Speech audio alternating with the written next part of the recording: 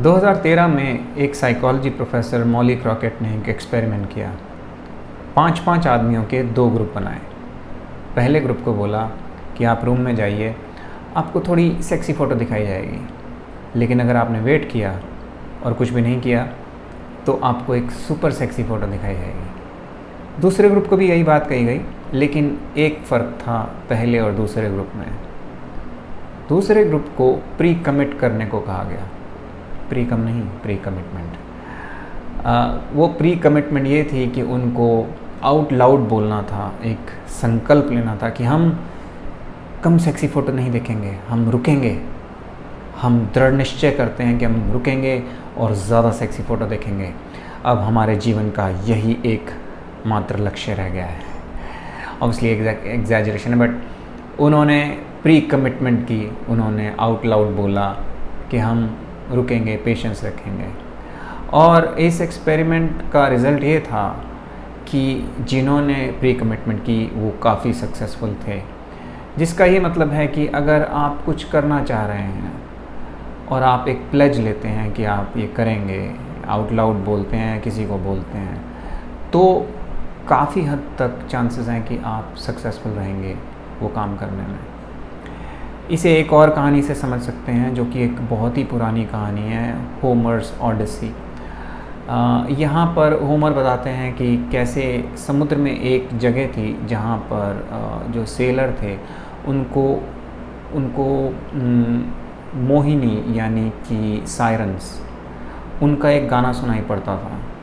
और ये सायरन्स आधी मछली आधी इंसान होती थी और इनका गाना बहुत ही ज़्यादा टेम्पटिंग सा होता था। और कुछ फ़िश बेस्ड सेक्सी एक्शन के लिए ये सेलर्स समुद्र में कूदते थे और फिर डूब के मर जाते थे। फिर एंट्री होती है हमारे इस कहानी के हीरो की, जिसका नाम था यूलिसिस। यूलिसिस को जब ये पता चला कि सब सेलर इस तरीके से डूब के मर रहे हैं, तो उसने एक तरीके की प्री कमिटमेंट की। उसने कहा कि मुझे शिप के मास्ट, यानी कि एक बहुत बड़ा डंडा होता है जिस पे कि आप सेल बांधते हैं, उसने कहा कि इस शिप के मास्ट पर मुझे आप बांध दो, मेरे हाथ पैर पूरी बॉडी को बहुत हार्ड तरीके से बांध दो। और जब उसे बांध दिया जाता है और फिर वो इवेंचुअली उस पैच से गुज़रता है, तो वो सायरन्स का गाना सुनता है, बट वो शिप में कूद नहीं पाता बिकॉज़ वो बंधा हुआ है। तो ये उसकी अपनी कमिटमेंट थी।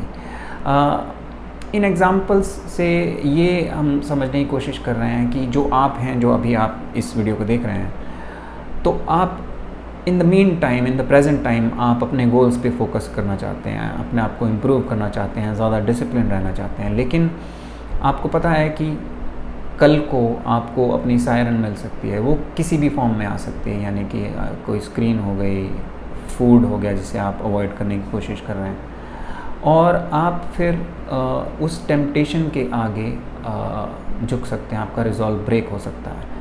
लेकिन अगर आप अपनी चॉइसेस को नैरो कर देंगे, अगर आप अपने आप को मास्ट से बांध देंगे जैसे कि यूलिसिस ने किया, तो आप सक्सेसफुल हो सकते हैं। तो ऐसा ही कुछ स्टोलन फोकस जो किताब है, उसके ऑथर योहान हारी करते हैं अपने साथ। वो अब काफ़ी एडिक्टेड है अपने फ़ोन से, तो इस एडिक्शन से छुटकारा पाने के लिए वो एक जगह जाते हैं, प्रोविंस टाउन। लेकिन वहाँ जाने से पहले वो अपनी चॉइसेस को नैरो करना चाह रहे हैं, वो अपने आप को शिप के मास्ट से बांधना चाह रहे हैं। तो वो क्या करते हैं, वो एक डम फ़ोन खरीदने निकलते हैं, बिकॉज़ उनका ये रिजॉल्व रहता है कि मैं अपना स्मार्टफोन और अपना लैपटॉप अपने घर में या अपने किसी फ्रेंड को देके जाऊंगा, और इस जगह जहाँ मैं जा रहा हूँ अपने फ़ोन से दूर रहने, डिजिटल डिटॉक्स करने, वहाँ पर मैं एक डम फ़ोन लेके जाऊँगा।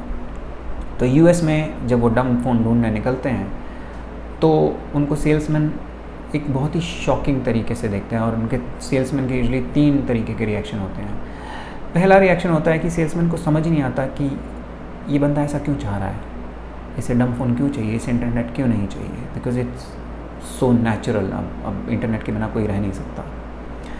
दूसरा रिएक्शन आता है लो लेवल पैनिक, जहाँ पर कि सेल्समैन कहता है अगर कुछ हो गया तो, आपको इंटरनेट की ज़रूरत पड़ी तो। और तीसरा आता है जलन, यानी एनवी, जहाँ पर कि सेल्समैन ऑलमोस्ट सोचने लग जाता है कि अगर मैं भी बिना इंटरनेट बिना स्मार्टफोन के रह पाऊँ तो क्या क्या मैं अकम्प्लिश कर पाऊँगा।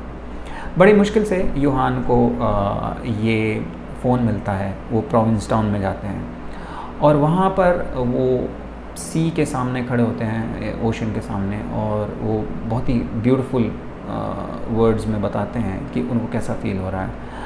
और वो कहते हैं कि जब मेरी नज़र ट्विटर के फीड पे थी, जो कि बहुत टेम्परेरी और बहुत फास्ट होता है, तो जब आप कुछ इतनी स्पीड वाली चीज़ पर देखते हैं तो आप बहुत पेंसिव हो जाते हैं, बहुत एम्प्ड अप हो जाते हैं। इट्स लाइक आप वॉश अवे हो जाएंगे अगर आप मूव नहीं करेंगे, वेव नहीं करेंगे, शाउट नहीं करेंगे।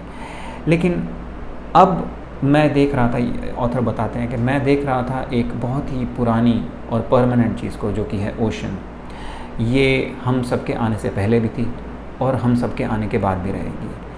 ट्विटर आपको ऐसा फील कराता है कि पूरा वर्ल्ड आपके साथ ऑब्सेस्ड है, आपके छोटे से ईगो के साथ ऑब्सेस्ड है। ये आपको लव करता है, आपको हेट करता है, ये आपके बारे में बात कर रहा है, ये आपके साथ बात कर रहा है। लेकिन जो ओशन है ये आपको एक सॉफ्ट, वेट, वेलकमिंग इंडिफरेंस के साथ ग्रीट करता है। ये आपके साथ कभी बहस नहीं करेगा, चाहे आप इसे गाली दें या बहुत ज़ोर से इस पर चिल्लाएं। और ऑथर ये भी बताते हैं कि जब वो रात को अपने बीच हाउस पे अकेले जा रहे थे सोने के लिए, तो उनको फ़र्क पता चला कि कैसे जो स्क्रीन की ब्लू लाइट थी वो हमेशा उनको अलर्ट रखती थी, इवन रात को भी। तो स्लीप में बहुत दिक्कत रहती थी। लेकिन जो नेचुरल लाइट थी अब रात के टाइम जो फेड हो चुकी है, वो एक तरीके से ऑथर को बोल रही है कि अब सो जाओ, रेस्ट करो, दिन ख़त्म हो चुका है। और ये सब हो रहा था बिकॉज़ ऑथर ने 2 मेटल के लम्प्स पीछे छोड़ दिए थे, अपने होम टाउन में छोड़ दिए थे। ऑब्वियसली वो मेटल के लम्प्स थे फ़ोन और लैपटॉप। अगेन वो बहुत ही अच्छी एनालॉजी देते हैं यहाँ पे कि ये जो 2 मेटल के लम्प्स थे, ये एक तरीके के 2 ऐसे बच्चे थे जो लगातार उल्टी कर रहे थे, लगातार चिल्ला रहे थे, लगातार टेंट्रम थ्रो कर रहे थे। और अब ऐसा फ़ील हो रहा था कि इन 2 बच्चों को किसी बेबी सिटर को दे दिया गया है और वो मेरी नज़र से दूर हैं अभी, और शांति शांति है। आगे वो बताते हैं कि कैसे इंफॉर्मेशन एक्सप्लोजन हो रहा है अभी, और उससे हम सबको कैसा फ़ील हो रहा है। तो वो फैक्ट्स और फिगर्स और स्टैट्स के थ्रू ये समझाते हैं। 1986 में अगर आप सारी इन्फॉर्मेशन जो एक एवरेज ह्यूमन बीइंग्स कंज्यूम कर रहा था उसको ऐड करें, जैसे टीवी से, रेडियो से, रीडिंग से, सब एवेन्यूज़ से, तो वो 40 न्यूज़पेपर के बराबर थी।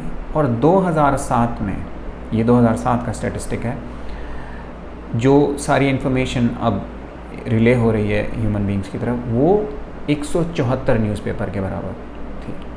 40 न्यूज़पेपर वर्सेस 174, और अब 2024 में तो पता नहीं ये कितनी ज़्यादा हो चुकी होगी। तो ये जो इंक्रीज़ है वॉल्यूम ऑफ इंफॉर्मेशन की, इसकी वजह से चीज़ें ऐसे लगती हैं कि बहुत स्पीड अप हो चुकी हैं।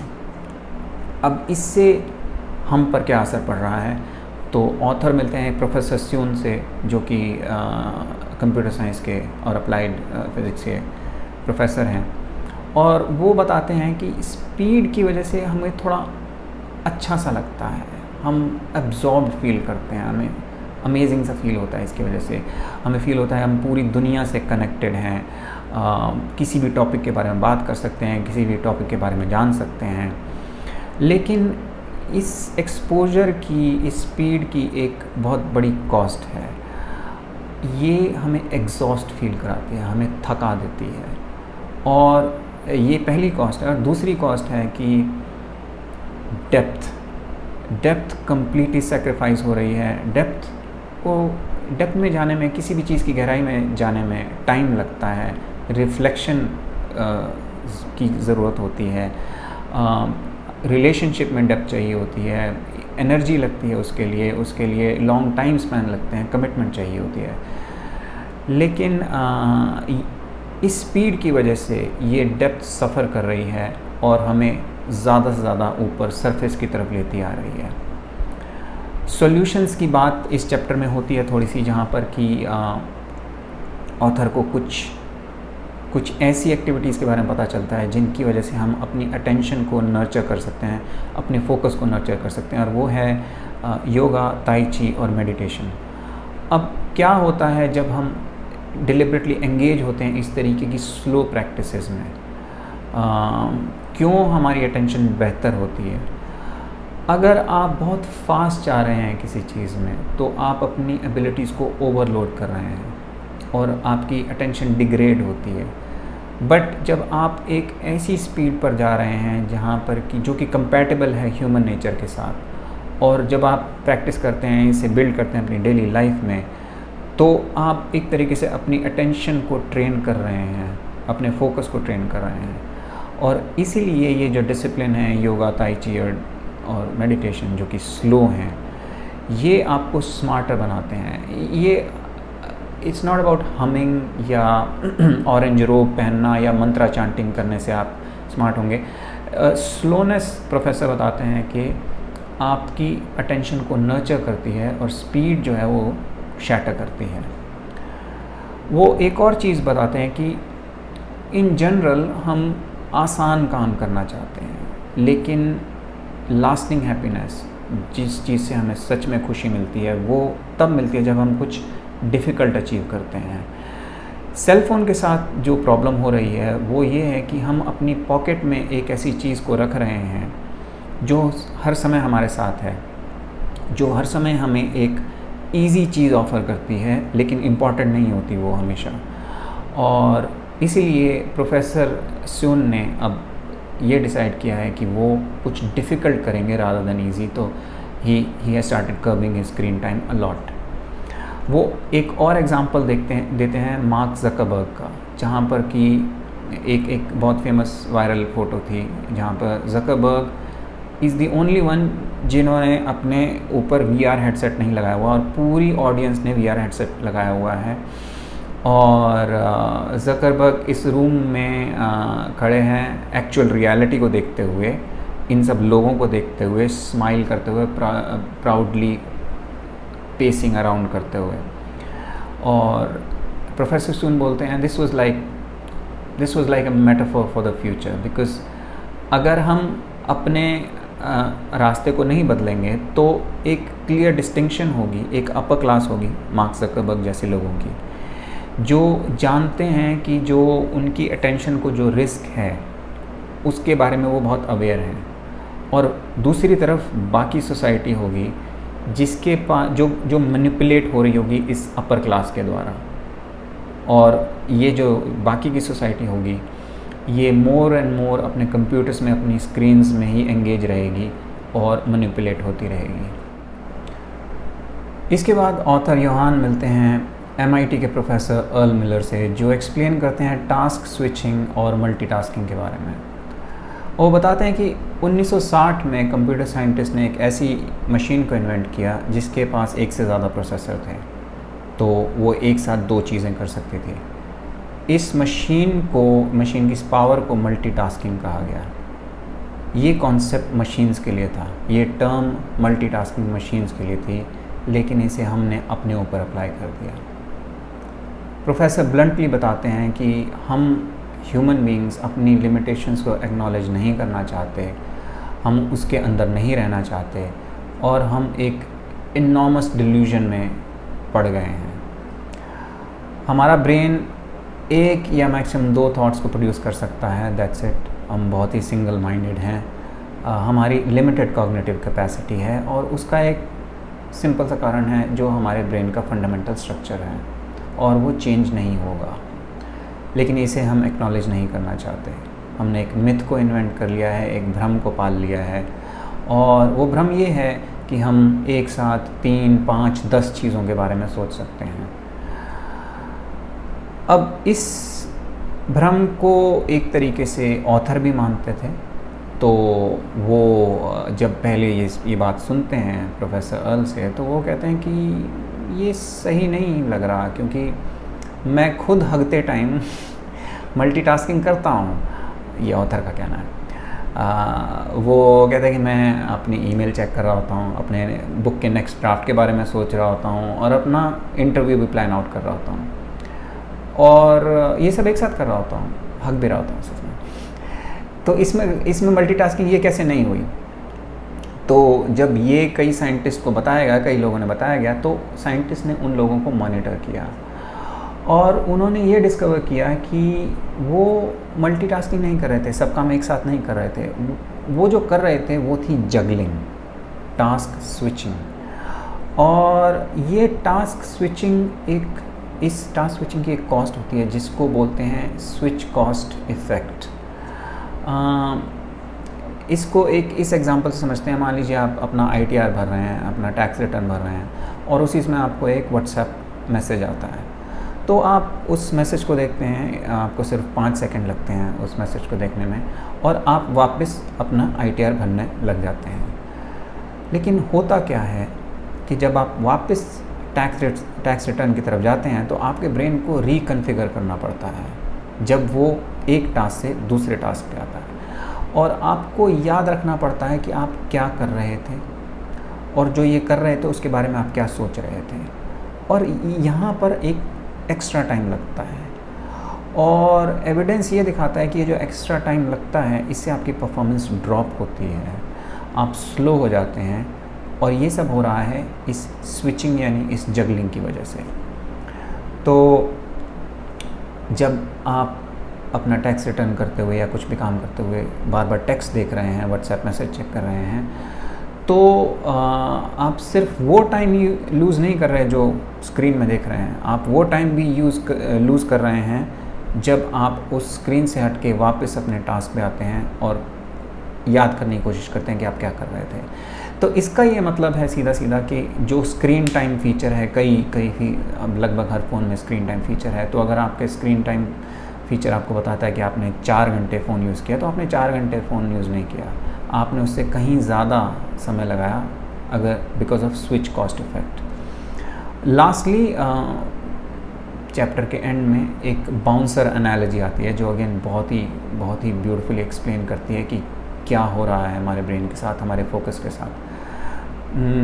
ये बताया जाता है कि कैसे हमारा ब्रेन एक तरीके का नाइट क्लब है और राइट एट द फ्रंट एक बाउंसर है। इस बाउंसर का काम है मोस्ट ऑफ द स्टिमुलाई को फ़िल्टर आउट करना। जैसे कि आप कुछ काम कर रहे हैं, ट्रैफिक नॉइज़ आ रही है, एक कपल का आर्ग्यूमेंट चल रहा है, आपके साथ बैठे हुए इंसान के पॉकेट में सेलफोन रिंग कर रहा है, लेकिन आप इस सब को फ़िल्टर आउट कर देते हैं और अपने काम पर फोकस रखते हैं। और ये जो फ़िल्टर आउट हो रहा है ये बाउंसर कर रहा है। ये फ़िल्टर आउट करने की जो एबिलिटी है ये क्रूशल है और बहुत ही रेलेवेंट है ताकि हम अपने गोल्स को रीच कर पाएँ। अब ये बाउंसर बहुत ही स्ट्रॉन्ग है, इसके मोटे मोटे डोले हैं और 6 पैक एब्स हैं। ये बाउंसर 2, 4, 6, 8 तरीके की डिस्ट्रैक्शन से लड़ सकता है।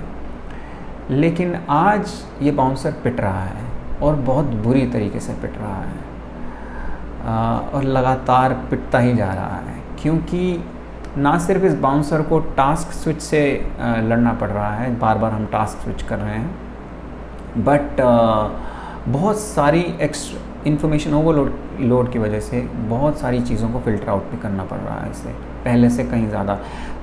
Think about something as simple as noise. अगर आप एक नॉइज़ी रूम में बैठे हैं तो ब्रॉड साइंटिफिक एविडेंस कहता है कि आपकी अटेंशन डिटीरियोरेट होगी और आपका जो काम है वो पहले से ख़राब होगा। फॉर एग्ज़ाम्पल, जो बच्चे नॉइज़ी क्लासरूम में बैठते हैं उनका अटेंशन स्पैन उन बच्चों से कहीं ख़राब होता है जो बच्चे क्वाइट क्लासरूम में बैठते हैं। लेकिन आज की डेट में हम लगातार हाई लेवल ऑफ नॉइज़ से एक्सपोज हो रहे हैं। हम ओपन प्लान ऑफिसेज़ में काम कर रहे हैं, क्राउडेड सिटीज़ में सो रहे हैं और क्रैम्ड कॉफ़ी शॉप्स में बैठ के काम करने की कोशिश करते हैं। राइजिंग नॉइज़ पोल्यूशन एक एग्ज़ाम्पल है। हम सराउंडेड है हर तरीके की डिस्ट्रैक्शन से और इस बाउंसर को, हमारे ब्रेन का जो ये बाउंसर है, इसे बहुत ज़्यादा काम करना पड़ रहा है। बाय द वे, इस बाउंसर को एक्चुअल में न्यूरोसाइंस में प्रीफ्रंटल कॉर्टेक्स कहते हैं और ये एग्जॉस्ट हो चुका है, ये लगातार पिट रहा है। और जो नाइट क्लब है यानी जो हमारा ब्रेन है, उसमें हर तरीके के राउडी एसहोल्स एंटर कर चुके हैं और वो हमारी नॉर्मल डांसिंग को डिसरप्ट कर रहे हैं। चैप्टर कंक्लूड होता है इस बात से कि हमारी फंडामेंटल लिमिटेशंस हैं, हम उनको इग्नोर कर सकते हैं और प्रटेंड कर सकते हैं कि हम वो सब कुछ कर सकते हैं जिसके हम केपेबल नहीं हैं, या हम अपनी लिमिटेशंस को एक्नॉलेज कर सकते हैं और अपनी लाइफ को एक बहुत बेहतर तरीके से जी सकते हैं। तो that was the first chapter of this amazing book, Stolen Focus. See you in the नेक्स्ट video.